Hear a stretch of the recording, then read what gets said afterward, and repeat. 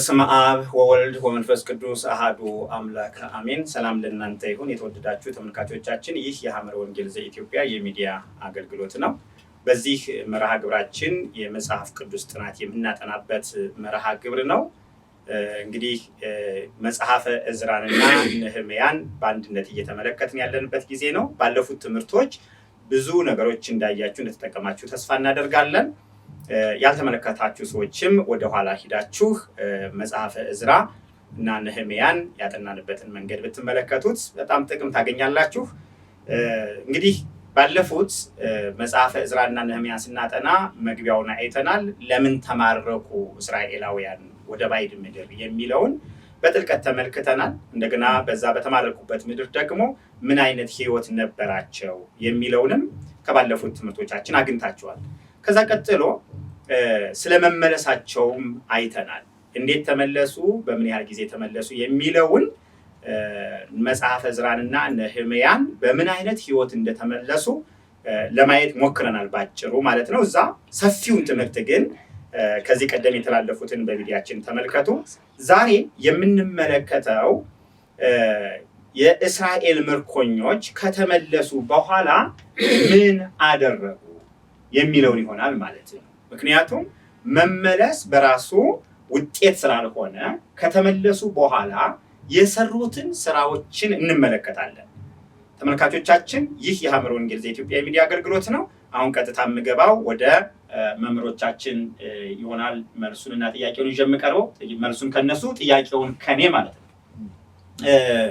እንግዲህ እስራኤላውያን ባለፉት ትምህርቶቻችን እንደተመለሱ አይተናል። ተመለሱ የሚለው ላይ ደርሰን ነው ያቆምነው። ዛሬ የምጠይቃችሁ ጥያቄ ከተመለሱ በኋላ ምን አደረጉ? ምክንያቱም የመመለሱ ውጤት መመለሱ ላይ ያለው ግብር ነውና ስለሱ ነው ዛሬ የምጠይቃችሁ። ከመምህር ያሬድ እጀምራለሁ። እሺ፣ አመሰግናለሁ። እንግዲህ እነዚህ ታሪካቸው በሰፊው የተመለከትነው ነው። ባለፉት ጊዜ የተመለከትነው ህዝብ ቀጣይነትን ዛሬ እናያለን ማለት ነው። ቀጣይነቱን ስናይ አምጥተን እንግዲህ ኢየሩሳሌም አስቀምጠናቸዋል። ምናልባት አንድ ጥቅስ አነብና ከዛ ኃይለ ቃል ተነስቼ አንዳንድ ነገሮችን ማለት እወዳለሁ። ዕዝራ 2:7 ላይ ካህናቱና ሌዋውያኑ ከህዝቡም አያሌዎች መዘምራኑና በረኞቹም ናታኒምም በከተሞቻቸውም እስራኤል ሁሉ በከተሞቻቸው ተቀመጡ ማለት እነዛ የመጡት መጥተው በከተሞቻቸው መጀመሪያ ተቀመጡ፣ ሰፈሩ።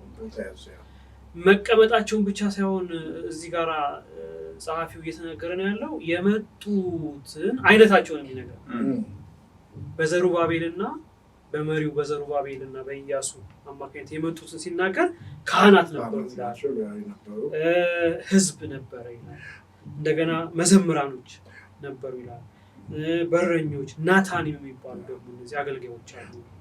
በመቅደስም በህዝቡ መካከል የተለያዩ ጥቃቅን የሚመስሉ ስራዎችን ግን የሚሰሩ በጣም የሚሰሩ ናታኒም የተባሉ የሚጠሩ ህዝብ አለና የተሟላ ነው የመጣው ማለት ነው። ለስራው ስታዩት ካህን ቢጎል የሆነ ነገር ይጎላል። መቅደስ አካባቢ ያለው ስርዓት ይጓደላል። ህዝብ ከሌለ ካህናቱ በህዝብና በእግዚአብሔር መካከል ስለሆነ የሚቆሙት ምን ይጎል ይጠፋል። አቅራቢ መስዋዕት አቅራቢ የሚቀርብለት ነው ይጠፋል። አገልጋዮች ናታኒም ከሌለ መሪ ከሌለ፣ ስለዚህ በመጀመሪያው ዙር ላይ ስንመለከት እነዛ እድል የተሰጣቸው እግዚአብሔር ከጉድለታቸው ከጥፋታቸው ከበደላቸው ተመልሰው የመጡ እድል የተሰጣቸው ሰዎች ኢየሩሳሌም መጥተው ተቀመጡ ይላል። ይሄ በዕዝራና በነህምያ የምናየውን መመለስ ስንመለከት ሶስት አይነት ወደ ማደስ ወደ ስራቸው ከመምጣታቸው በፊት ሶስት ዙር እንደሆነ ባለፈው አይተናል። የመጀመሪያው በ538 በዘሩባቤልና በዕዝራ አማካኝነት የመጡ ናቸው። እነሱ ለ100 ዓመት ሁለተኛው ዙር በ90 ዓመት ከመምጣቱ በፊት የሰሩት ስራ አለ። ምን ሰሩ? ምን አከናወኑ? ምን አደሱ? ሁለተኛው በዕዝራ አማካኝነት የመጡት ማለት ነው። በ548 458 አካባቢ 458 የመጡ እነሱ መጡ ያንን የንስሐ ዕድል ተጠቀሙ። ከዛ መጥተው ምን አደረጉ? አሁንም ምን ሰሩ? ቅድም መርጌታ እንደተናገርከው መምጣት ብቻውን ትርጉም የለውም። የመጡት ለምንድን ነው? እዛ ምድር ላይ የመጡበት ዓላማ አለ፣ ያንን ይሰራሉ። ሶስተኛ ተጓዦችም በ448 በነህምያ የመጡት እንደዚህ ማለት ነው። ስለዚህ ሲመጡ በጥቅሉ ማደስ ላይ ነው ያተኮሩት። አሁን መጀመሪያ አሁን ጥያቄው የሚያተኩረው ትተውት የሄዱትን አፍርሰውት የሄዱትን ሌላ ነገር መርጠው በምርጫቸው ወስነው ነው አይደል እንዴ? ስለዚህ አሁን የመጡት ያ የተዉትን ያፈረሱትን ዘሮ እንትን አይደል ናቡከደነፆር አይደለም ያፈረሰው፣ ራሳቸው ናቸው ያፈረሱት። እግዚአብሔርም አይደለም ያፈረሰው። የተሰጣቸውን የአገልግሎት ዕድል፣ የተሰጣቸውን ርስት፣ የተሰጣቸውን የበረከት ህይወት፣ ከእግዚአብሔር ጋር የመኖር ህይወት የተዉት ራሳቸው ናቸው። ስለዚህ አሁን ሲመጡ እሱ ላይ ነው ያፈረሱት ላይ ነው የሚመጡት ማለት ነው። ስለዚህ ያፈረስነውን ምን እናድርግ ነው? እንስራ። ማደስ አዲስ መስራት አይደለም። ማደስ ያበላሸኸውን ያፈረስከውን ትተኸው የሄድከውን እንደገና ተመልሰህ እግዚአብሔር ዕድል ስለሰጠ ነው። ይሄም በዛው ሳይሰራ የቀለጠ ብዙ አለ። እግዚአብሔር ግን ዕድል ሰጥቷቸው መጥተዋል። ምን ሊያደርጉ ነው? ያፈረሱትን ሊሰሩ ሊያድሱ እግዚአብሔር ይመስገን። ስለዚህ እነዚህ በሶስት ዙር የመጡ ወገኖች ያበላሹትን አባቶቻቸው ራሳቸው ህዝቡ እንደ ኪዳን ይህ ኪዳን ህዝብ ያበላሸው የተወውን የናቀውን ሌላ ነገር መርጦ እግዚአብሔርን ትቶ ኢየሩሳሌምን ትቶ ሌላ ነገር የመረጠ ነው። አሁን ወደ ቀልቡ ተመልሷል። አሁን በቅጣት ዘመን በምርኮ ዘመን ቁጭ ብሎ አይቷል። እግዚአብሔርን በመበደሉ ሌላ ነገር በመምረጡ ምን እንዳጣ ገብቶታል። ተጸጽቷል። እሪኮ ነው ያሉት አይደል? ስለዚህ አሁን ለመስራት ተነቃቁ ይላል፣ ህዝቡ ተነሳሳ ይላልና በዚህ በሶስት ዙር ላይ ምን ተሰራ የሚለውን የምናየውበት ነው ማለት ነው። ጥሩ ነው። የተወደዳችሁ ቅዱሳን እንግዲህ ዕዝራና ነህምያ መመለስ ብቻ ሳይሆን በተግባር የታጨቀ ጽሁፍ ነው መጽሐፉ። ሁለቱም መጽሐፍቶች ተግባራዊ መልሶች ናቸው። በነገራችን ላይ ተግባር ያለባቸው ተግባር የተካተተባቸው ወንድሜ እንዳለው በጣም ቆንጆ ነው። ያፈረሱትን የሚሰሩበት ጊዜ የተሰጣቸው ማለት ነው። ስለዚህ መመለስ ማለት አፍርሰውት የሄዱትን ሊሰሩት ነው ማለት ነው። ሊሰሩት ነው እንደገና የመስራት እንደገና የማነጽ እንደገና የመለወጥ ስራ እየሰሩ ነው ማለት ነው። ስለዚህ እነሱ ነው ዛሬ ትኩረት አድርገን የምንመለከተው። መምህር ብርሃኑ ወደ አንተ ልምጣ። ምን ሰሩ? እሺ እግዚአብሔር አምላካችን ስሙ የተመሰገነ ይሁን። ሐሳቡ በመግቢያው ላይ በደንብ ስለተገለጠ እነዚህ የተመለሱት ሰዎች ቦታቸውን ስፍራቸውን ሲይዙ የሰሩት ስራዎች እንዳሉ ግልጽ ነው በመጽሐፍ ቅዱስ። ያው የመጀመሪያው ተመላሽ ዘሩባቤል ነው። ቅድም ወንድም ያሬድ እንዳለው ከሱ ጋር ሌዋውያን አሉ፣ ካህናት አሉ፣ ናታኒሞች አሉ፣ ሌሎችም ህዝብ አለ። ያ ህዝብ ነው የተመለሰው። በጣም የሚደንቀው የዘሩባቤል ፎከስ እኔ በጣም ትልቅ ነው ብዬ ነው የማስበው። መቅደሱን ያሰበው ዘሩባቤል። ያው መቅደስ ለእስራኤል ምንድን ነው የሚለውን አስቡ። ይሄ መቅደስ እግዚአብሔር ከምድራቸው ሲነቅላቸው እንዳያስቡት መጀመሪያ ያጠፋባቸው መቅደሱን። ለእስራኤል የእግዚአብሔር መገኘት ከምኑ ጋር የተያዘ ነው? ከመቅደሱ ጋር የተያዘ ነው። ስለዚህ አሁን መመለሱ ውስጥ ማደስ አለ ስንል ማደስ ውስጥ ያስቡት ከእግዚአብሔር ጋር የተቋረጠውን ግንኙነት ማለት ማስቀጠል፣ ማደስ። በቃ ይሄ የሆነብን ትላንት እግዚአብሔርን ትተነው ነው። ስንመለስ የመጀመሪያ ስራችን የተውነው እግዚአብሔር ያለንን ሪሌሽን እናስቀጥል ነው። ያ ሪሌሽን የሚቀጥለው ደግሞ የቱ ጋር ነው ስንል መቅደሱ ጋር ነው። ፖይንቱ እሱ። ስለዚህ ቀጥታ ዘሩባቤል ወደ መቅደሱ ስራ የገባው ነው። ወደ መቅደሱ ስራ ገብቶ በጣም ይሄ ጉዳይ ለነሱ ዋና እንደሆነ የምታስቡት እንትኑ ቤቱን እንኳን አልገነባም። ቀድሞ ካያችሁት ማለት ነው። በተለይ እዛው መጽሐፈ ዕዝራ 3 ላይ 7ኛው ወር በደረሰ ጊዜ የእስራኤል ልጆች በከተሞቻቸው ሳሉ፣ ቀደም ከተሞቻቸው ውስጥ ገቡ ብሏል አይደል? ሰፈሩ ብሏል። በከተሞቻቸው ሳሉ ህዝቡን እንደ አንድ ሰው ሆነው ወደ ኢየሩሳሌም ተሰበሰቡ። አሁን ለአንድ ስራ ተሰበሰቡ ማለት። የኢዮሴዴቅ ልጅ ኢያሱ ወንድሞቹም ካህናቱም የሰላትያ ልጅም ዘሩባቤል ወንድሞቹም ተነስተው በእግዚአብሔር ሰው በሙሴ ሕግ እንደተጻፈ የሚቃጠለውን መስዋዕት ያቀርቡበት ዘንድ የእስራኤልን አምላክ መሰዊያ ሰሩ ይላል። እንግዲህ መሰዊያ ተሰርቶ ተሰዋ ማለት ከእግዚአብሔር ያለው ግንኙነት ምን አለ ማለት ነው? ቀጠለ፣ ጀመረ ማለት ነው። ያ በ6 ዘመን ተቋርጦ የነበረውን መተው አንደኛ የሰሩት መሰዊያው ነው። መሰዊያው ተከትሎ ሲሰራ በጣም ነው ደስ ያላቸው፣ በጣም ነው ደስ ያላቸው። አሁን ከመሰዊያው ቀጥሎ ደግሞ ወደ ምን ይገባሉ? ወደ መቅደሱ ይገባሉ። እዚሁ ክፍል ላይ ቁጥር 9 አካባቢ ላይ እንደዚህ ይላል። ኢያሱም ልጆቹም ወንድሞቹም የይሁዳ ልጆች የቀድሜል ልጆች የነሃዲያም ልጆች ልጆቻቸውም ወንድሞቻቸውም ሌዋውያንም የእግዚአብሔርን ቤት የሚሰሩትን ያሰሩ ዘንድ በአንድነት ቆሙ። አናጢዎችን የእግዚአብሔር መቅደስ በመሰረቱ ጊዜ ካህናቱ ልብሳቸውን ለብሰው መለከት ይዘው የአሳፍ ልጆች ሌዋውያን ጸናጽል ይዘው እንደ እስራኤል ንጉሥ እንደ ዳዊት ስርዓት እግዚአብሔርን ያመሰግኑ ዘንድ ቆሙ። ገና መሰረቱ እኮ ሲታነጽ አናጺዎች መሰረቱ ማነጽ ሲጀምሩ መለከት ይዘው ቆሙ። ደግሞ ቸር ነውና ለእስራኤል ምሕረቱ ለዘላለም ነው እያሉ እግዚአብሔርን እያመሰገኑ እያከበሩ እርስ በርሳቸው ያስተዛዝሉ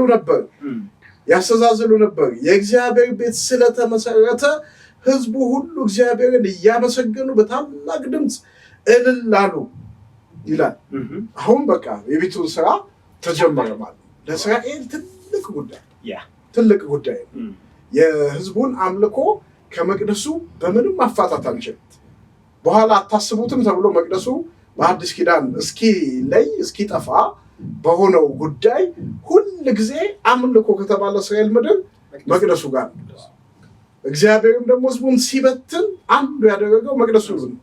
ስለዚህ አሁን የመቅደሱ ስራ የዘሩባቤል ትልቅ ትኩረት መሆኑ እንደ መሪ የምናደንቀው ማለት መቼም መመለስን ከተማ ውስጥ ገብቶ በደስታ መኖርን አድርጎ ማስቀጠል አላሰበም። የመመለስ ጉዳይ የጠፋውን ማደስ ላይ ስለሚያተኮር ከሚታደሰው አንዱ እምቢ ብለው ትተውት ባለፈው አይተነዋል። ጀርባቸውን በሰጡት ምክንያት የተበተነው ህዝብ አሁን ፊቱን አዞረ ማለት ነው ወደ እግዚአብሔር። ፊቱን ሲያዞር ለማዞር ከእሱ ጋር ለመገናኘት መቅደሱ ያስፈልጋል። እንግዲህ በዚህ መንገድ ያው የዘሩባቤል የሥራ ትኩረት መቅደሱ ላይ እንደሆነ ነው። እንግዲህ በኋላ ላይ ተግዳሮቶችን ለብቻ እናያለን። መቅደሱ በሁለት ዙር ነው የተሰራው። ይህንን በዚህ ደስታ ህዝቡ ተደስቶ መቅደሱ እየተሰራ በኋላ ላይ ግን ምዕራፍ 4 ቁጥር 1 ላይ የይሁዳና የቢንያም ጠላቶች ምርኮኞች ለእስራኤል አምላክ ለእግዚአብሔር መቅደስ እንደሰሩ ሰሙ ይላል። አሁን ወደ ዘሩባቤልና ወደ አባቶች ቤት አለቆችም ቀርበው ለማን ስሩ አላችሁ የሚል ጥያቄ፣ ለምን ትሰራላችሁ የሚል መጣ። ቻሌንጁን እናየዋለን። አንዱ ተግዳሮት ያ። ስለዚህ አሁን እየተሰራ ነበር መቅደሱ፣ ግን ተሰርቶ ምን አላለቀም። በሚደንቅ ሁኔታ ያው እነዚህ ጠላቶች ተነስተው አስታጎልባቸው። ቁጥር 23 ላይ ያው ለንጉሱ ተላላኩ፣ ደብዳቤ ተጻጻፉ። እንደው እነዚህ ሰዎች እየሰሩ ነው፣ እነዚህ ሰዎች መስራት ከጀመሩ ህዝቡ ይታወቃል፣ ኃይለኛ ህዝብ ነው፣ እንደ ህዝብ እንደ ኔሽን ከቆመ የሚል ብዙ ሙግቶች ከሞገቱ በኋላ ደብዳቤ መጣ። ቁጥር 23 ላይ የንጉሱ የአርጤክስ ደብዳቤ ግልባጭ በሬሁምና በጸሐፊው በሲምሳይ በተባባሪዎቹም ፊት በተነበበ ጊዜ ፈጥነው ወደ ኢየሩሳሌም ወደ ይሁዳ ሄዱ፣ በግድና በኃይል አስተዋቸው። በዚያን ጊዜም በኢየሩሳሌም ያለው የእግዚአብሔር ቤት ስራ ቀረ። ያንን ደስታ እንደገና ተጨናገፈ መቅደሱ።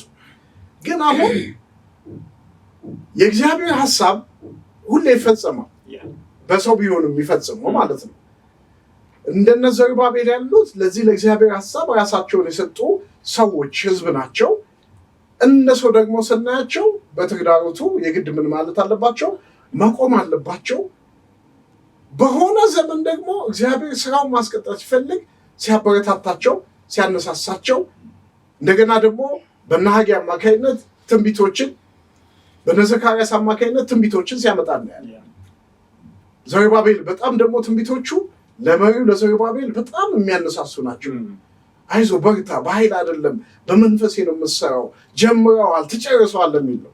ይሄ ለመሪ በጣም ልብን የሚያሞቅ ነው። ኋላ እንመጣበታለን እና እነዚህ ትንቢቶች ደግሞ ይመጡ ነበር ተስፋ በቆረጠበት ሁኔታ። ከዛ እንደገና የዳርዮስ ዘመን ይመጣና ሁለተኛ ጊዜ ያንኑ ስራ ለማስቀጠል ያው ይጀምራሉ ማለት ነው። በዚህም ምክንያት እንደገና ያው የቤቱ ስራ እንደቀጠለ መጽሐፍ ቅዱስ ይነግረንና በተለይ ዕዝራ ምዕራፍ 6 ቁጥር 13 ላይ ምዕራፍ 6 ቁጥር 13 ላይ አይ ከ13 ልነሳ ፈልጌ ነው። ተፈጸመ ታች ነው፣ ልክ ነው። ንጉሥ ዳርዮስ እንደላከው ቃል በዚያን ጊዜ በወንዝ ማዶ ያለ ገዢ ተንታይም ደግሞ ሰተርቡናዝም ተባባሪዎቹም እንዲሁ ተግተው አደረጉ። ከላይ ታዘው ነው እና የአይሁድ ሽማግሌዎችም በነቢዩ በሐጌና በአዶ ልጅ በዘካርያስ ትንቢት ሰሩ፣ ተከናወነላቸው። እንደ እስራኤል አምላክ ትእዛዝ እንደ ፋርስም ነገስታት እንደ ቂሮስና እንደ ዳርዮስ እንደ አርጤክስም ትእዛዝ ሰርተው ፈጸሙ። ይህ ቤት በንጉሥ በዳርዮስ መንግስት በ6ኛው ዓመት አዳር በሚባል ወር በ3ኛው ቀን ተፈጸመ። መቅደሱ ተሰርቶ አለቀ። ቢያንስ ዘሩባቤል ተልኮውን ምን አለ ማለት ነው ፈጸመ። ብዙ ጉዳዮች ቢመጡም እሱ አተኩሮ የመጣው የእስራኤልን ሕዝብ ከአምላኩ ጋር ያለውን ግንኙነት ማደስ አለብኝ ብሎ ስለመጣ ያለ ማደስ ደግሞ የመሰዊያው መታደስ የመቅደሱ መታደስ ዋና ጉዳይ አድርጎ ስላየው መቅደሱ እንደታደሰ ትልቅም ባህል እንዳደረጉ ደስታም እንደሆነ እንመለከታለን። አሁን እስራኤል እንደ ሕዝብ ከአምላኳ ጋር ያለውን ኪዳን የምታድስበትን መቅደስ ሰራች ማለት ቀላል አይደለም። ወደ ተዋቸው ወደ እግዚአብሔር የመመለስን ጉዞ በትክክል አድርገዋል። አሁን ማደስ የምንለው አንዱ ይሄ ነው እና በአንደኛው ዙር ተመላሾች በዘሩባቤል የተሰራው የመቅደሱ ማደስ ስራ ነው። እሱም በእነዚህ ምክንያቶች ውጤታማ ሆነው ተጠናቀው እናያለን። እግዚአብሔር አምላካችን ስሙ ይሁን። እንግዲህ እነዚህ ተመላሾች ምን ሰሩ? የእስራኤል ምርኮኞች ወደ ባቢሎን ወደ ፋርስ ተማርከው የነበሩት የ70 ዓመት ዘመን ሲፈጸም ከተመለሱ በኋላ ምንድነው ያደረጉት የሚለውን ስናይ የመጀመሪያው አሁን ያየነው በዕዝራ መጽሐፍ ላይ መቅደሱን ምን አሉ ሰሩ የሚል እዚህ ላይ መምህር ብርሃኑ የተናገረውን ትልቅ ነገር ማየት አስፈላጊ ነው። ተመልሰው ከእግዚአብሔር ጋር መገናኘት ካልቻሉ መመለስ በራሱ ምን የለውም ዋጋ የለውም ማለት ነው። ስለዚህ እነ ዘሩባቤል እነ ዘካርያስ ትኩረታቸው እግዚአብሔር ማግኘት ነው ማለት ነው። ምድሩን ረግጠው እግዚአብሔርን ባያገኙትስ? አሁን ስታስተምር አንተ ምን እያለ ነው ውስጤ? ትክክል እኮ ነው። መቅደሱ ባይሰራ ያው ባቢሎን ነው የሚሆነው። መቅደስ የሌለው ኢየሩሳሌም፣ መቅደስ የሌለው አምልኮተ እግዚአብሔር የሌለው አምልኮተ እግዚአብሔር የማይፈጸምበት ኢየሩሳሌም ነው የሚሆነው። ያ ደግሞ ከፋርስና ከሜዶን ከባቢሎን ምድር ምን በፍጹም ሊለያ አይችልም ማለት። ስለዚህ ወደምን ትኩረት አደረጉ? አምላካቸውን ወደሚያገኙበት። በነገራችን ላይ ለሙሴ የተናገረው በመካከላቸው አድር ዘንድ አይደል ያለው? መቅደስን ስሩልኝ። መቅደስ ማለት ሀልዎተ እግዚአብሔር ያለበት ቦታ ማለት ነው። ስለዚህ ማንን ነው የፈለጉት? እግዚአብሔርን ነው ማለት ነው። እግዚአብሔርን ነው ማለት ነው። ስለዚህ ጥሩ ስላመጣው ነው። ዕዝራም ትኩረት ያደረገው ተመላሾቹ ማለት ላይ ሰሩ ነው። መቅደሱን ሰሩ። የመጽሐፈ ዕዝራ አንዱ ትልቁ የፈረሰው መቅደስ ምን አለ? ተሰራ። ስለዚህ መጽሐፈ ዕዝራን ስናነብ እስራኤል እግዚአብሔርን ምን አለ ነው ፈለገ ነው። በጣም ይሄ ላይ ትኩረት እንድታደርጉ ፈልጋለሁ።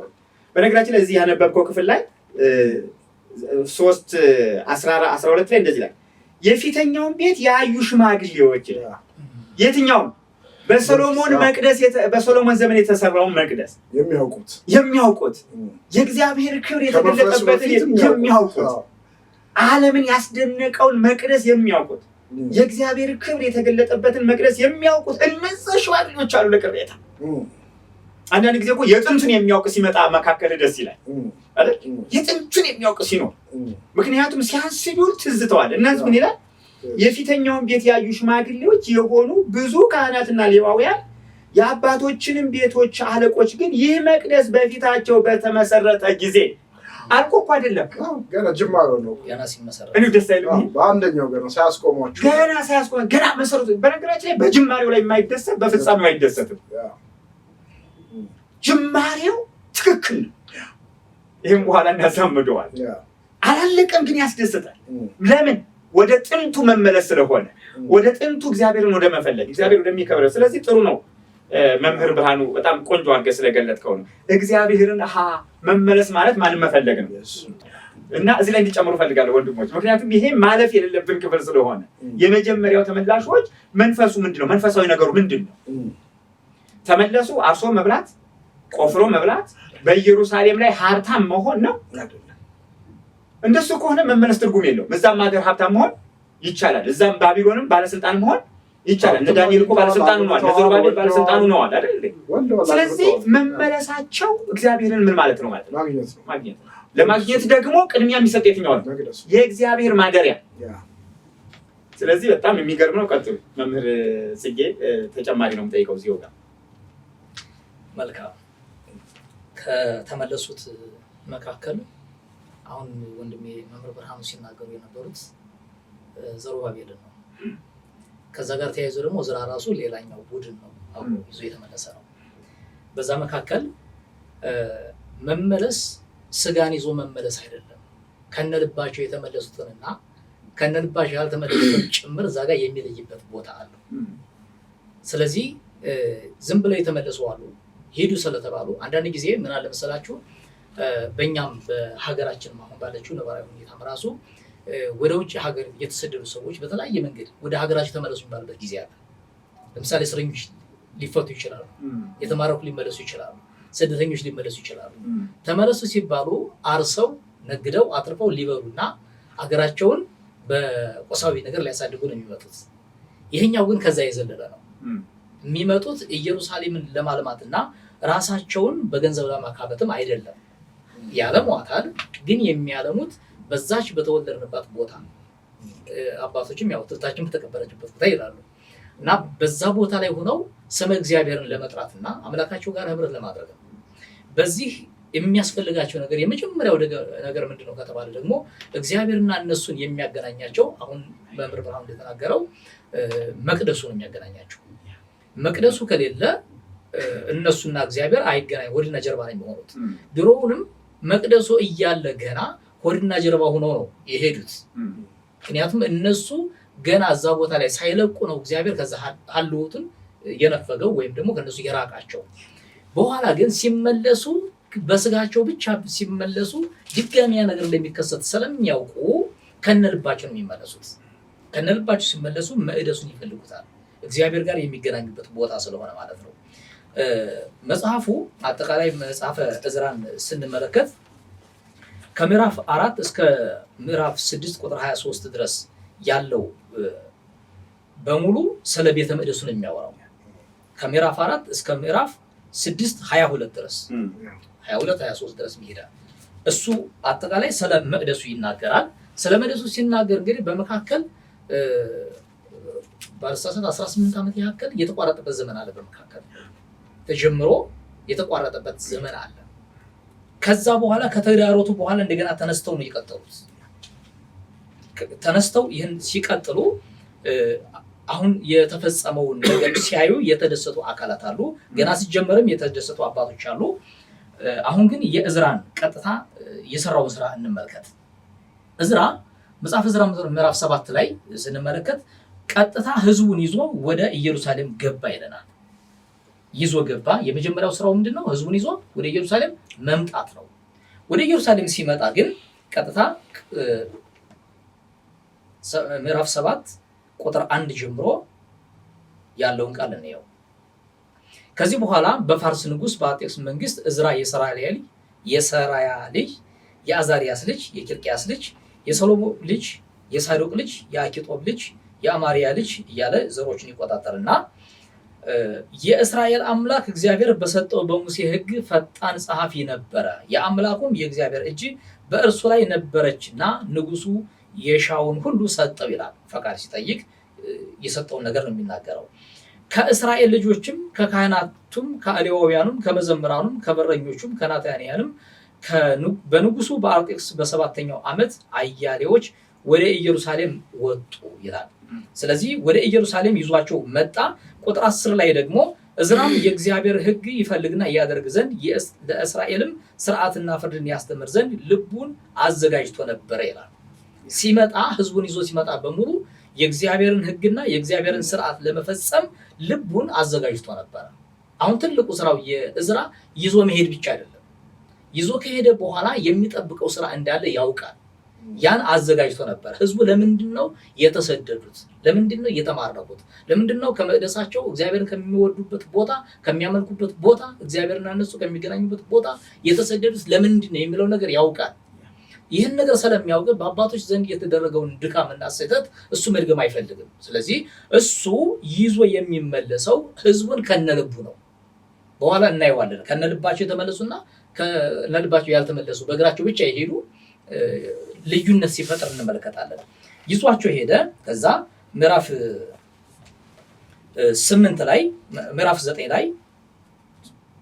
9 ላይ ይህም ከተፈጸመ በኋላ ይላል። ከላይ ምዕራፍ 8 የሚናገረው ስለ ኑዛዜ ስለተለያዩ ስርዓቶች ይናገራል። ትምህርቱም ያስተምራቸዋል።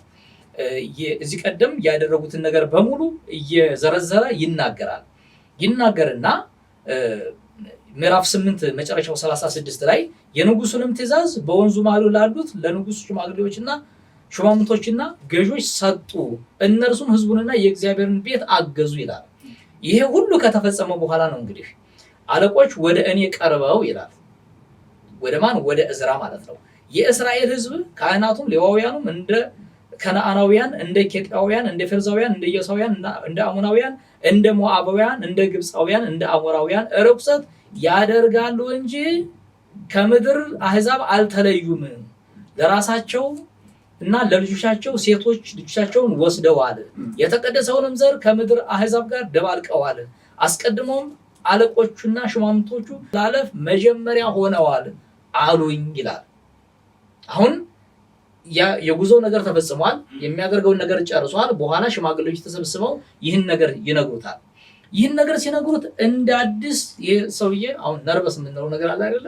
በጣም በድንጋጤና በመጮህ የሚናገረው ቃል አለ። ይህንን በሰማው ጊዜ ልብሴንና መጎናጸፊያን ቀደድኩኝ ይላል። የራሴንና የጢሜንም ጸጉር ነጨው፣ ደንግጬም ተቀመጥኩ። ስለ ምርኮኞቹ መተላለፍ የእስራኤልን አምላክ ቃል የሚፈሩ ሁሉ ወደ እኔ ተሰበሰቡ። እኔም እስከ ሰርክ መስዋዕት ድረስ ደንግጬ ተቀመጥኩ። በሰርክ መስዋዕት ጊዜ ልብሴና መጎናጸፊያን እንደተቀደደ ሆኖ ከመዋረድ የተነሳ በጉልበት የተንበርክኬ ወደ አምላኬ ወደ እግዚአብሔር እጄን ዘረጋሁ፣ እንዲህም አልኩ እያለ ኑዛዜውን ይናገራል። ምንድነው? በዚህ ውስጥ አንዳንድ ጊዜ የምናደርጋቸውን ነገሮች አስበን በምንጓዝበት ሰዓት ያልጠበቅነው ነገር ደግሞ ያጋጥመናል። የእዝራ ሐሳባውን ያህል ነበረ። ሲሄድ ልክ እሱ ምዕራፍ 7 ላይ እንዳነበብነው ልቡን አዘጋጅቶ ነበር ይላል። የማንን ሕግ ለመፈጸም? የእግዚአብሔርን ሕግ ፈቃዱን፣ ስርዓቱን ለመፈጸም በአባቶች የተደረገውን ስህተት ላለመድገም በቅንነትና በታማኝነት ለማገልገል ወስኖ ነው የመጣው ይሄ ሰው። እዚህ ቦታ ላይ ግን ሌላ ነገር ደግሞ ያጋጥመዋል። ይመጡና ሽማግሌዎቹ ይነግሩታል። ሲነግሩት ደነገጠ። ምንድነው እዚህ ላይ ያየሁት ነገር? በጠበቀው ልክ አልሆንለት ሲል ወዴት ነው መጮህ ያለበት? እንደው ይከርባሉኝና እኔ ብሆን ወደኋላ ነበር ደክሜ አይነት ነገር አለ አይደል? የሁሉም የሚደከምለት ለዚህ ነው ወይ ያስብላል። ግን ባንመለስ ይሻላል። እና ደክሞ ማለት ለዚህ ህዝብ ነው ወይ የሚደከመው ያስብላል። አብረው እኮ ተጉዘው ሄደዋል። ከዛ ሹማምንቱ መጡና እንዲህ አድርገዋል። ጭራሹንም እግዚአብሔር በማይወደው መዳቀል ስራ ውስጥ ተገኝተዋል። ድቀላን እግዚአብሔር አይፈልግም፣ ወይም ደግሞ ከሌላ ጋር መዳቀልን እግዚአብሔር አይወድም። ንጹህ ዘር ነው እግዚአብሔር የሚፈልገው። የሚያመልከው ህዝብ የተለየ ህዝብ ነው። ስለዚህ የተለያችሁ ትሆኑልኛላችሁ ያለውን ህግ አፍርሰው ሌላ ቦታ ሂደው ተዳቅለው መጥተዋል ማለት ነው። እነኚህን ሰዎች ሲያይ ጸጉርን ብቻ አይደለም ጺሜንም ነጨው ይላል። ይሄ የብስጭቱና በጣም አግሬሲቭ መሆኑን የሚያሳየው። ብዙ ጊዜ ሰው ሲናደድ ጸጉሩን ሊነጭ ይችላል። ጺሙን ግን በጣም ኦቨር ሲሆን ነው የሚነጨው። ይሄ ሰው የሚያደርገውን የሚጨብጠውን በቃ የማያቅሰው አይነት ነገር ነው። በጣም ተናዷል። በኋላ ግን እኔ እግዚአብሔርን አመሰግነው ስላሉ ወዴት ነው የሄደው ስንል ወደ እግዚአብሔር ይመስገን። ይህን ነገር ብዙ ጊዜ ቆይቶ በጉልበት ተንበርክኮ ወደ አምላኩ እጁን ዘርግቶ እየለመነ እየጸለየ ነው የቆየው ማለት ነው። ከዛ በኋላ ሲጸልይ ግን ስለ ህዝቡና ስለ አጠቃላይ ስለ አገልግሎቱ እንዲሁም ስለ ራሱ የሚጸልየው ጸሎት እንደዚህ ነው የሚለው። ይህንን ረጋ ብዬ ባነበው ደስ ይለኛል። እንዲህም አልኩ ይላል፣ አምላኬ ሆይ ኃጢአታችን በራሳችን ላይ በዝቷልና በደላችንም እስከ ሰማይ ከፍ ከፍ ብሏልና አምላኬ ሆይ ፊቴን ወደ አንተ አነሳ ዘንድ አፍራለሁ እፈራማለሁ። ለመናገር እንኳን ለመናዘዝ እንኳን የሚያስፈራና የሚያሳፍር ነገር ሆኖ አይቶታል። በጣም ከባድ ሆኖ ነው ያየው። ከስደት የተመለሰ ህዝብ ማለትም በኃጢአቱና በበደሉ ምክንያት የተሰደደ ህዝብ ያሰደደውን ኃጢአት ተመልሶ ሲያደርገው ከማየት የበለጠ ክፋት የለም። ያሰደደው ኃጢአት ነው። ያስማረከው ኃጢአት ነው። ከሀገሩ እንዲፈናቀል ያደረገው ኃጢአት ነው። ተመልሶ ይሄ ህዝብ ኃጢአት ሲሰራ ማየት አሁንም እዝራ ይዤው መጣሁኝ እንጂ ተመልሶ ይሄድብኛል አይነት ነገር፣ ተመልሶ ይማረካል፣ ተመልሶ ይሰደዳል፣ እግዚአብሔርን ፊቱን ወደኛ መመለሱን ትቶ በቁጣ ይመጣብናል የሚል ፍርሃት አለበት። አፍራለሁ አለ። በተለይ የቃል በጣም ከባድ ነው። እፈራለሁ፣ እሺ አፍራለሁ ይሄን ያለው ለመናገር ራሱ የሚያሳፍር ነገር ሆኖ ያየው። ከአባቶቻችን ዘመን ጀምረን እስከ ዛሬ ድረስ እጅግ በድለናል። ከዛ ታሪክ መዘርዘር ይጀምራል። ያሁኑ አይደለም፣ ይሄ ሲወርድ ሲዋረድ የመጣ ልማዳችን ነው። ስለዚህ በድለናል፣ የማንማር ነን፣ ባለፈው ትውልድ ያልተማርን ሰዎች ነን፣ አሁንም ድጋሚ እየበደልን ያለ ነው የሚለውን ቃል ነው የሚናገረው። ከአባቶቻችን ዘመን ጀምረን እስከ ዛሬ ድረስ እጅግ በድለናል። ዛሬ እንደሆነው ስለ ኃጢአታችን እኛና ንጉሶቻችን ካህናቶቻችንም ለሰይፍና ለምርኮ ለብዝበዛና ለእፍረት በምድር ነገስታት እጅ ተጣልን ይላል። እዚህ ጋር ደግሞ በጣም የሚሰመርበት በጣም ከባዱ ዛሬ እንደሆነው ነው ያለው። ምሳሌ አድርጎ የጠቀሰው እዛው ፊት ለፊት ያለውን ነገር ነው። በተጨባጭ የታየ ኃጢአት አለ። ዛሬ እንደሆነው ንጉሶቻችንም እንደዚህ በድለው ነበር፣ አባቶቻችን እንደዚህ በድለው ነበር፣ ካህናቶቻችን በድለው ነበር፣ ከነርሱ አልተማርንም፣ እነሱም ሲበድሉ ነበር፣ እኛም እየበደልን ነው። ስለዚህ ይቅር በለን እያለ ነው። አሁንም ቅሬታ ይተውልን ዘንድ በተቀደሰውም ስፍራ ችንካርን ይሰጠን ዘንድ ማለት ተቸክለን እንቆም ዘንድ ለማለት ነው። አምላካችንም ዓይናችንን ያበራ ዘንድ በባርነትም ሳለን ጥቂት የህይወት መታደስን ይሰጠን ዘንድ ለጥቂት ጊዜ ከአምላካችን ከእግዚአብሔር ሞገስን ተሰጥቶናል። ባሪያዎች ነንና አምላካችን ግን በባርነታችን አልተወንም። የህይወት መታደስ ይሰጠን ዘንድ የአምላካችን ቤት እንሰራ ዘንድ የተፈታውንም እንጠግን ዘንድ በይሁዳና በኢየሩሳሌም ቅጥር ያደርግልን ዘንድ በፋርስ ነገስታት ፊት ምሕረቱን ሰጠን ብሎ ወደ ሌላ ምስጋና ይሄዳል ማለት ነው። በዚህ አጠቃላይ በመጽሐፈ በእዝራ በሁለተኛው ጉዞ ማለት ነው በመጽሐፈ እዝራ ያለው ሐሳብን ስንመለከተው ዘመኑ 458 ነው የተመለሰበት። በዚህ ዘመን መጥቶ እንግዲህ ቤተ መቅደሱ እንዲጠናቀቅ አድርጓል።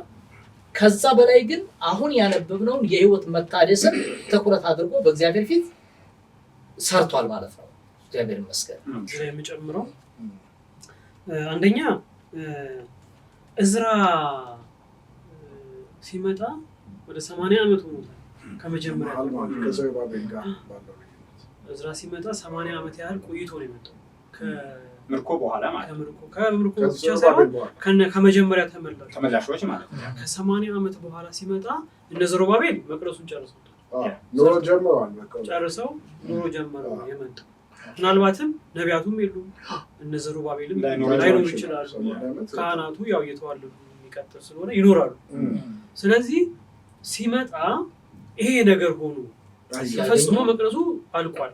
ህዝቡ ግን ጭራሽ አልተጀመረም። ይከብዳል።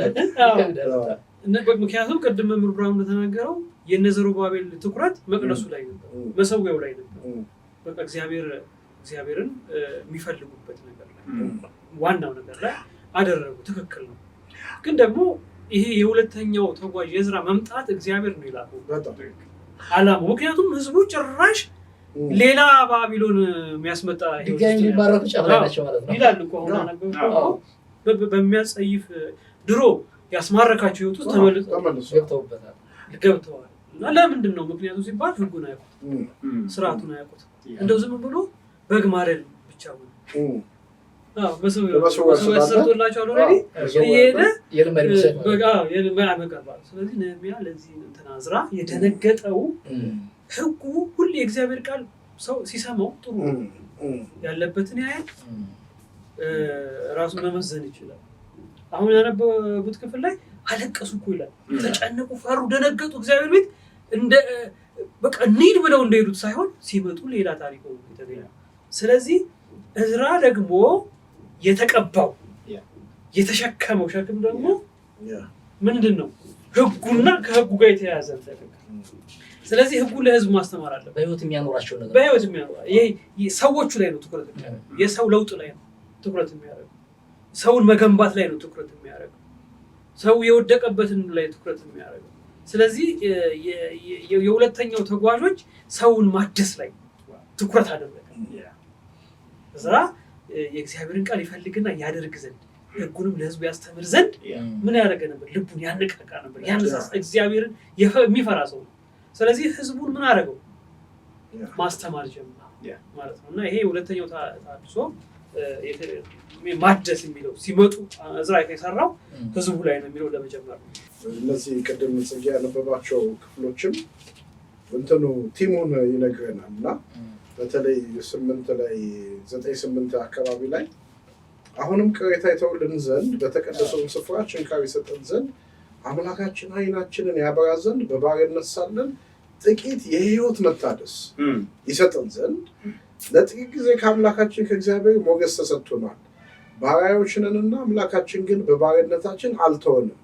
የህይወት መታደስን ይሰጠን ዘንድ የአምላካችንን ቤት እንሰራ ዘንድ የተፈጠረውን ጠግን ዘንድ ይላል።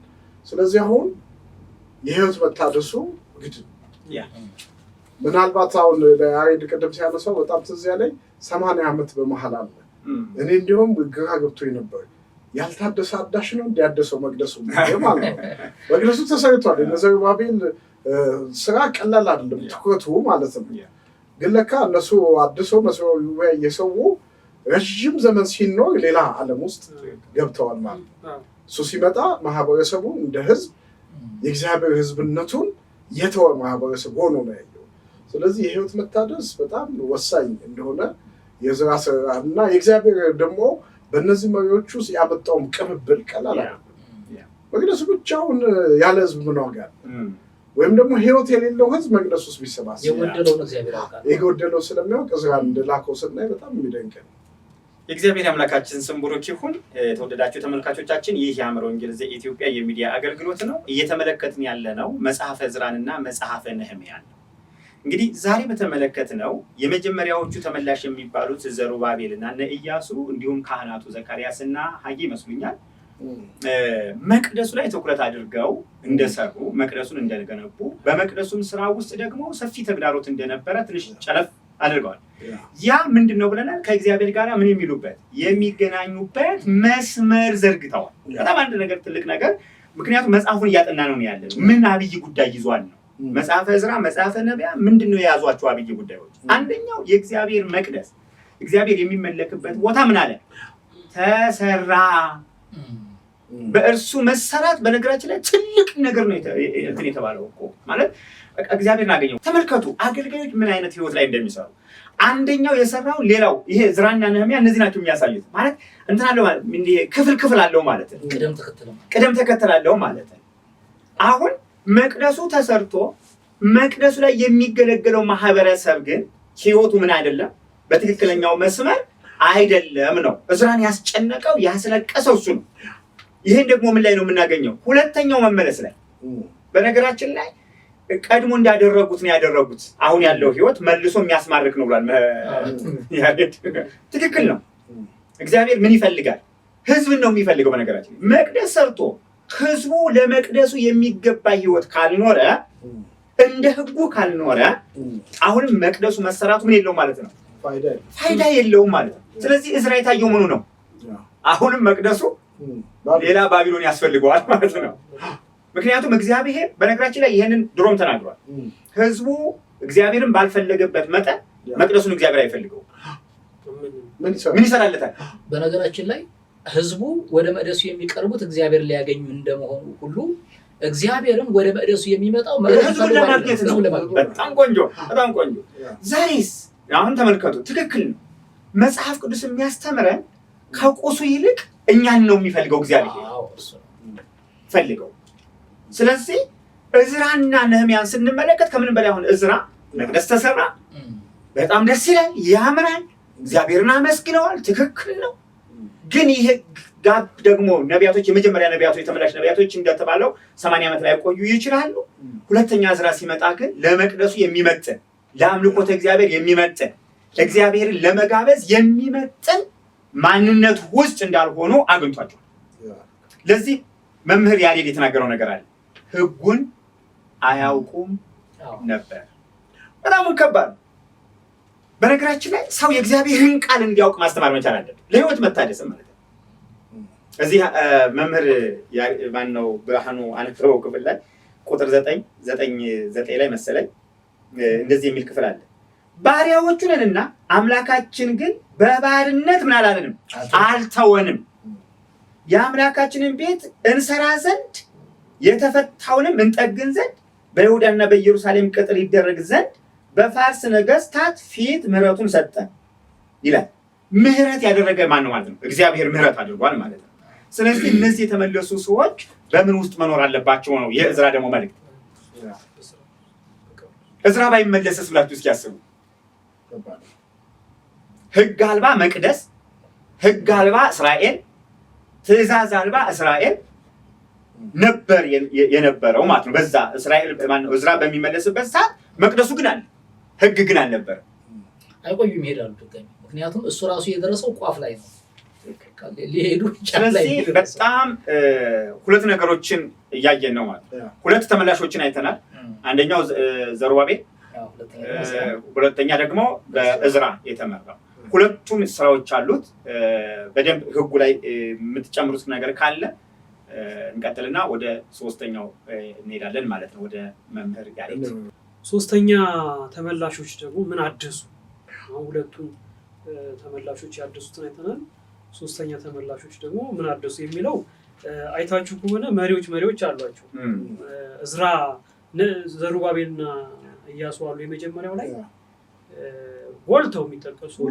ነገር የሚመሩ ህዝቡን የሚመሩ ስራውን የሚያስተባብሩ እዝራ ደግሞ ህጉ ላይ በዋናነት አለ አሁን ደግሞ አንድ ሰው እናገኛለን ነህምያ የተባለ ማለት ቅጥር ነው ለመጥቶ ያደሰው ግን በጣም ነው የሚገርመው ይሄ ሸክም ነው በነገራችን ላይ እግዚአብሔር ሸክም ይሰጣል ያስቀምጣል አሁን በነህምያ በእዝራ ውስጥ የተቀመጠው ሸክም እውቀቱ አይደለም ሸክም ይሰጣል ብዙ አዋቂዎች ሊኖሩ ይችላሉ ግን በጣም እግዚአብሔር ለእዝራ ሸክም ሰጥቶታል አሁን ነህምያ ደግሞ ቅጥሩ ፈረሰ የሚል ነገር ፈርሷል ሲባል ሲሰማ እንግዲህ አስቡት እንግዲህ መቅደሱ ተሰርቷል ህዝቡ ደግሞ በህግ መታደስ ውስጥ ነው ያያለፈ ያለው በቃ እግዚአብሔርን እየፈለገ እያመለከ በቅድስና ህይወት የመኖር እንትኑ ጨምሮ 10 ዓመት ሆኖታል ይሄኛው ነህምያ ሲመጣ አብዛኛው ይሄኛው ይደገማል እና ቅጥሩ ፈርሷል ጉድለቱ ታየው በጣም የሚገርም ነው እግዚአብሔር ልቡ ላይ ያስቀመጠው ቅጥሩ ፈርሷል ሲባል ጾምኩኝ አያሌ ቀን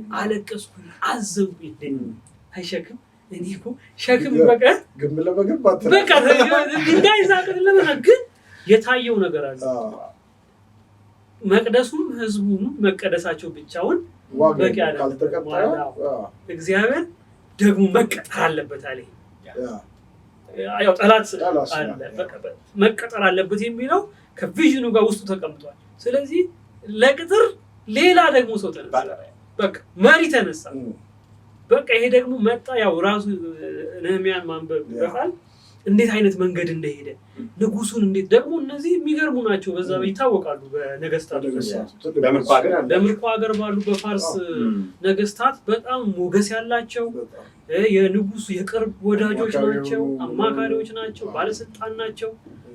እግዚአብሔርም መቼም አዋቂ ነው። አንዳንዴ በምድር ስርዓት ይሰራል አይደል? እና ነህምያም ገባ ምን ንጉሱ ጋር በቃ አዝኛለሁ፣ ከተማ ይፈርሳል፣ አባቶች ከተማ ይፈርሳል። እዚህ እኔ ምን አደርጋለሁ? አንተን እዚህ ያንተን ጠጅ እየቀመስክ ያንተን ህይወት መጠበቅ ነው የምድር ህይወቴ፣ የምድር ዓላማዬ ያንተን ህይወት መጠበቅ አይደለም። እግዚአብሔር ያሸከመኝ በኢየሩሳሌም እሱን የሚመለክበትን ስራ መስራት ነው ማለት ነው በውስጡ በውስጥ ታዋቂነት። ስለዚህ እምቢ ቢለውም ጥሎ ሊሄድ እንደሚችል ስለዚህ መጣ። እሱም ሲመጣ አስተባብሮ ነው። ደግሞ ደስ የሚለው ነገር እያንዳንዱ ሲመጣ ብቻውን ጡል እያለ ይመጣ ተደራጅቶ ነው እየመጣ በቃ አብሮ ከመንገድ ጋር ለስራው የሚጠቅም ህዝብ ምናምን ያስተባበረ ነው የመጣው። ስራውን የሚረዱ የሚያግዙ ብቻውን ሄዶ አስበው መቅደሱን 100 ዓመትም አይጨርሰው ህዝብ ከሌለ ማለት ነው። ስለዚህ ነህምያም ልክ ሲመጣ የሚተባበሩት ስም ዝርዝራቸው አለ። የሚገርም መጽሐፉን ማንበብ ትችላላችሁ አድማጮቻችን። እያንዳንዱ ተመላሽ ጋር ያለው ስም ዝርዝር ተቀምጧል። ብዙ ናቸው፣ በቁጥሩ ተቀምጧል። ስለዚህ ነህምያም ሰበሰበ፣ የሚሰሩትን ነገር የሚጠቅማቸውን ነገር ይዛሉ። መጣ ከዛ እዚህም ከተማ ያለውን አስተባብሮ ቅጥሩ የኢየሩሳሌምን ቅጥር ሰራ በ52 ሳምንት አይደል? እንደዛ ነው የሚለው 6 ላይ ቅጥሩን በኤልሁር ወር በ25ኛው ቀን በ52 ቀን ውስጥ ተጨረሰ። 52 ሳምንት ሳይሆን 52 ቀን ውስጥ ተጨረሰ። ጠላቶቻችንም ሁሉ ይህን በሰሙ ጊዜ በዙሪያቸው የነበሩ ህዝብ ሁሉ ፈሩ፣ በራሳቸው እጅግ ተዋረዱ። ይህም በእግዚአብሔር እንደተደረገ ታወቁ። ስለዚህ እግዚአብሔር ደግሞ ለነህምያ የሰጠው የኢየሩሳሌም ቅጥር ማደስ ነው። ሶስተኛው ተጓዥ ቅጥር ማደስ ላይ ያተኮረ እግዚአብሔር በቃ መከናወን ይሰጣቸዋል። አይታችሁ እንደሆነ መቅደሱ ሙሴ ሲሰራው የእግዚአብሔር ክብር መጥቶ ሞላ ይላል። ሰለሞን ሲሰራው የእግዚአብሔር ክብር መጥቶ ሞላ ይላል። እነዚህ ጋር ስንመጣ መከናወን በቃ መከናወን የሞላበት ነው።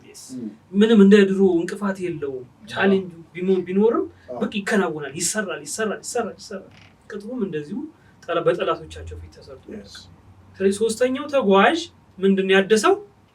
ቅጥር ነው ያደሰው የሚለውን ለማስቀመጥ የእግዚአብሔር አምላካችን ስም ብሩክ ይሁን። በጣም ደስ የሚል ትምህርት እየተማርን ነው፣ እየተመለከትን ያለ ነው መጽሐፈ ዕዝራንና መጽሐፈ ነህምያን ነው። 3 ተመላሾችን አይተናል። በዚህ ክፍል ላይ የሰሩትን ስራ አይተናል። ደግሞ የሚገርመው ነገር ማለት ነው የመጀመሪያው እንግዲህ ማነው? ዘሩባቤልና ኢያሱ፣ ዘካርያስ፣ ሐጌ የሚባሉ ነቢያቶች አሉ። በነገራችን ላይ ይህን ክፍል ለማጥናት ትንቢተ ዘካርያስና ትንቢተ ሐጌንም ማየት አብሮ ጥሩ ነው። መጽሐፈ ዕዝራና መጽሐፈ ነህምያን ለመመልከት፣ ምክንያቱም አበርታቾች ነበሩ እነሱ። ስለዚህ የመጀመሪያዎቹ ተመላሾች በዛሬው ትምህርታችን ያየነው ምን ሰሩ ስንል መቅደሱን ሰሩ። በብዙ ትግል መቅደሱን ሰሩ። ያ ደግሞ ምንድን ነው የሚያደርገው ብለናል? ከእግዚአብሔር ጋር ምን የሚያደርጋቸው ነው? የሚያገናኛቸው ነው። መሰዊያውን ሰሩ። መሰዊያው መሰረት ነው። ምክንያቱም ስርየተ ኃጢአት የሚከናወንበት ከእግዚአብሔር ጋር የሚታረቁበትን ነገር የመጀመሪያ ተመላሾች ሰርተዋል። ሁለተኛው ተመላሾች በዕዝራ የተመለሱት ናቸው የሚለውን ተመልክተናል ማለት ነው በመምህር ጽጌ። ስለዚህ እነዚህ ደግሞ የሰሩት ምንድን ነው? ህይወት ላይ ነው የሰሩት። ምክንያቱም ይሄ መቅደሱን የሰራ ትውልድ፣ መቅደሱን የገነባ ትውልድ፣ መሰዊያውን የገነባ ትውልድ አሁን ያለበት ሁኔታ ደግሞ አደጋ ላይ ነው። ስለዚህ እሱን ደግሞ እንደገና ሲሰሩ፣ እንደገና ቃል ኪዳን ሲያደርጉ፣ እንደገና ንስሐ ሲገቡ እንመለከታለን ማለት ነው። ሶስተኛ ተመላሽ የተባለው ነህምያ ወይም በነህምያ ዘመን የተመለሰው ትውልድ ነው አሁን በመምህር ያሬድ የተመለከተው። ይሄ ደግሞ ትኩረት ያደረገው ምን ላይ ነው? ሆነ ቅጥሩ ላይ ሆነ። ግን ቅጥሩን ለመስራት ዝም ብሎ የተነሳው እኔ አንድ ነገር አሁን እያስተማረ እያለ ደስ የሚል ነው።